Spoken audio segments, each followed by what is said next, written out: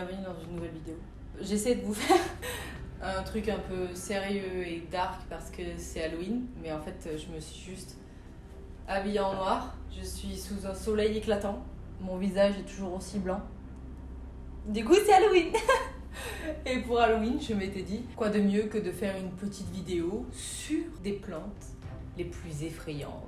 Alors certes, désolée pour la mise en scène qui n'est pas du tout programmée, vu que je n'avais j'avais pas du tout envie de faire de la décoration, de faire une mise en scène, de faire un plateau, de faire blablabla. Mettant ma tenue que j'aurais dû mettre pour ma soirée Halloween, sauf que finalement j'avais mis du rouge, de parler ensemble des plantes les plus effrayantes. C'est parti.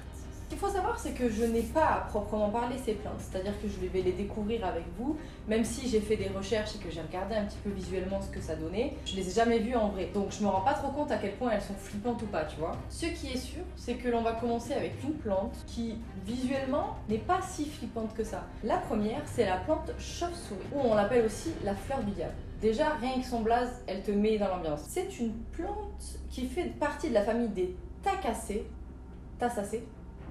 Tasake, je sais pas. Elle est d'origine malaisienne ou africaine. Elle est vivace, elle est persistante. Elle peut mesurer jusqu'à 1 mètre de hauteur. Et c'est une plante qui peut se cultiver en intérieur d'ailleurs, en lumière moyenne, soleil indirect. Mais est-ce qu'on peut s'attarder juste sur son aspect? La petite tête qu'elle a, enfin la petite. Moi je trouve qu'elle fait un peu flipper. Alors certes, ça se voit qu'elle est un peu délicate. Ça se voit qu'elle a besoin d'un entretien un peu particulier, qu'elle a besoin d'être chouchoutée et qu'elle fait flipper. Et que t'as un peu peur qu'elle te bouffe la nuit. Parce qu'elle est sombre, elle est un peu violette, un peu comme ce magnifique rouge à lèvres qui est rouge. Voilà. Elle a un cœur un peu chelou, profond. Alien. Tu vois Alien? Pareil. Et puis ces petites tiges, feuilles, je sais pas trop ce que c'est d'ailleurs. On dirait des dents. Un truc qui pourrait t'avaler tout cru. Alors certes, je suis presque sûre que si on la voyait en vrai, on n'aurait pas du tout cette réaction-là. Mais en photo, un peu démoniaque. C'est ça que je voulais dire. La deuxième plante porte tout à fait bien son nom et je comprends pourquoi je l'ai sélectionnée dans les plantes les plus flippantes. On l'appelle la plante tête de mort. Hop, on pose les bases. Mais son nom latin, c'est Antirrhinum majus. Et c'est pas forcément sa tige qui fait flipper, c'est sa fleur en fait. Elle est appelée d'ailleurs le muflier, comme la gueule de loup. On en connaît énormément des mufliers, mais celui-ci, le muflier, il est vraiment creepy. Et quand je dis creepy, c'est qu'il a vraiment une forme de tête de mort. Elle est très décomposition, très cadavre en fait. Elle est cadavérique, voilà, elle est cadavérique. Je vous mets la photo juste là, mais en fait on dirait vraiment que la fleur, elle a 2 yeux qui t'observent. Et enfin qui t'observe, de toute façon un mort ne t'observe plus, mais en soi là. Et d'ailleurs ils appellent ça, quand il y a des graines, c'est des graines de squelette de crâne. Je trouve qu'elle fait très penser à l'univers de la nécromancie, c'est-à-dire tout ce qui est croyance, divination, autour de la mort, autour de la réincarnation, voilà. Maintenant on va passer sur une autre, alors je sais pas si elle est flippante ou si elle est juste tellement spectaculaire qu'elle en est devenue un Pokémon. Donc finalement moi je la trouve mimes parce que je vois totalement le Pokémon que c'est. Mais quand on voit la fleur en elle-même, pour ceux qui connaissent Pokémon, j'espère que vous avez son nom, c'est le Rafflesia. Et le Rafflesia en soi, la plante elle est un peu très mystique parce qu'elle a un gros trou au milieu de son pistil. On dirait qu'elle pourrait avaler des animaux tellement il y a la place pour mettre des êtres vivants à l'intérieur. Et puis sa couleur rouge sang, elle te fait vraiment penser à l'univers en fait de Halloween, de la mort, du dark. Et je sais pas trop finalement si je la trouve toujours aussi mignonne après avoir vu ces images. Surtout qu'en plus souvent elle est placée dans les forêts humides, donc elle est à ras le sol. C'est pas forcément la plante qui est en hauteur et que tu peux admirer, elle est cachée, tu vois, un petit peu, limite fourbe, presque prête à t'avaler finalement si tu mets le pied dedans. On la retrouve en Thaïlande, en Malaisie, et elle peut être vraiment énorme. Et d'ailleurs, pour rester dans le thème, en fait, c'est une plante qui est un parasite. Plus exactement, un holoparasite. Je vais vous expliquer ce que c'est. En gros, il est obligé de se développer en exploitant une plante hôte. Donc en gros, elle bouffe une plante pour pouvoir exister. Ça me dégoûte. C'est un peu comme une possession d'un démon qui vient récupérer ton âme, se nourrir de toi pour pouvoir s'y installer et y vivre. Excellent, non? Et puis, comment vous parler des plantes les plus flippantes sans vous parler de cette plante qu'on a plus ou moins déjà tous entendu parler? Si vous jouez à Animal Crossing, oui, j'ai encore des rêves de jeux vidéo, désolé. Mais si vous jouez à Animal Crossing, vous avez pu voir passer sa petite tête par là.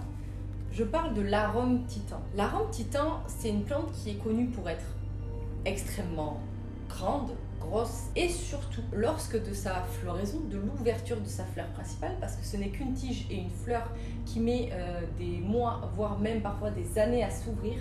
Lorsqu'elle s'ouvre, elle a une odeur insupportable, très très importante, de corps en décomposition. Ça sent la mort en fait. Alors c'est pas moi qui vous ferai le témoignage de ça, mais c'est tous les chercheurs et tous les gens qui ont pu la croiser dans des jardins botaniques qui, lorsqu'ils s'approchent de la zone où est l'arôme du titan, ils subissent cette odeur. Donc je pense qu'elle a tout à fait sa place dans ce top de plantes flippantes. Déjà par sa particularité, apporter une atmosphère flippante, dégoûtante, ragoûtante, tout ce que tu veux, mais je trouve que ça a bien un rapport avec Halloween, tout ça. Et pour terminer, certes là je voulais vous présenter des plantes que je n'avais jamais vues auparavant et que je trouvais intéressant de découvrir un jour. Alors peut-être que certaines vous les avez déjà croisées ou vous les avez déjà vues sur les réseaux sociaux ou sur internet. Et je voulais revenir sur une petite plante qui finalement peut être flippante par son action, mais est trop mignonne par sa présence. Et je l'ai rachetée.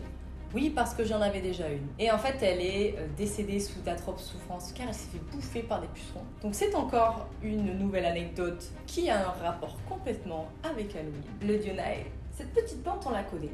C'est une plante carnivore qui en fait, lorsque des petits moucherons s'approchent, elle peut les croquer. Je lui ai fait un petit rempotage hier. Elle est dans un wipot. Un wipot, c'est un pot à réserve d'eau qui lui permettra de ne pas subir de manque d'humidité et d'eau. Et elle a un substrat très pauvre, contrairement à la dernière fois où j'avais fait complètement l'inverse. Là, elle est en perlite, terreau orchidée, et il y a un tout petit peu de terreau qui était encore accroché à ses racines que je n'ai pas voulu déplacer. Du coup, elle est là depuis 2 jours. Elle a des petites feuilles qui sortent. Elle commence à se rouvrir parce que, je ne sais pas si vous savez, mais quand elle subit un stress, souvent, elle se ferme pour pouvoir garder son énergie et se protéger. Et j'ai remarqué qu'elle commençait à s'ouvrir là, ça y est, parce qu'elle pourrait vous bouffer. Elle est en train de s'ouvrir. Elle s'ouvre devant vous là. Elle n'était pas ouverte comme ça tout à l'heure. Vous lui donnez faim. Donc finalement, moi, je la trouve mignonne. Elle n'est pas si simple d'entretien. En tout cas, je vous tiendrai au courant de comment elle se porte.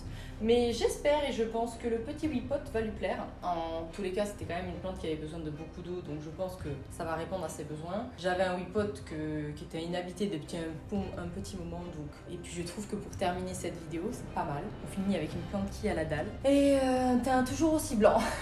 Donc totalement dans l'esprit. J'espère que cette petite vidéo bonus vous a plu. C'était une idée comme ça, je me suis dit que ça pouvait être rigolo.